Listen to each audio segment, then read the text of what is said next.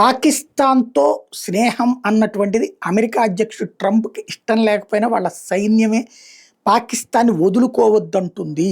ఎందుకంటే అమెరికాకి శత్రువు రష్యా. ఆ రష్యాకి మిత్రుడు భారతదేశం. రష్యా మీద రేపు పొద్దున్న దాడి చేయాలంటే భారత్ సహకరించదు. అమెరికాకి శత్రువు ఇరాన్. ఇరాన్‌కి మిత్రుడు భారత్. అదే సందర్భంలో ఇరాన్ అట్లాగని పాకిస్తాన్ మిత్రులే. మత దేశమే.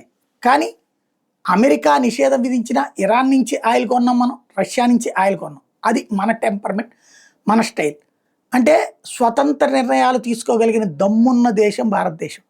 కాబట్టి అట్లా కాకుండా పపెట్ కేవలం ఓ సైనికాధికారికి అమ్మాయిల్ని సప్లై చేసి కాస్త ఏర్పాట్లు చేసి పెట్టి నువ్వు సూపర్ అంటే గనక తన దేశాన్ని తాకట్టు పెట్టగలవాడు, ప్రధానమంత్రిని పక్కన పెట్టగలిగిన వాడు, ప్రభుత్వాల్ని అవతల పడేయగలిగిన వాడు, అవసరమైతే సైనిక పాలన తేగలిగిన వాడు పాకిస్తాన్‌లో మాత్రం ఉంటాడు. సైనిక పాలకులు చిన్న దేశం కాబట్టి.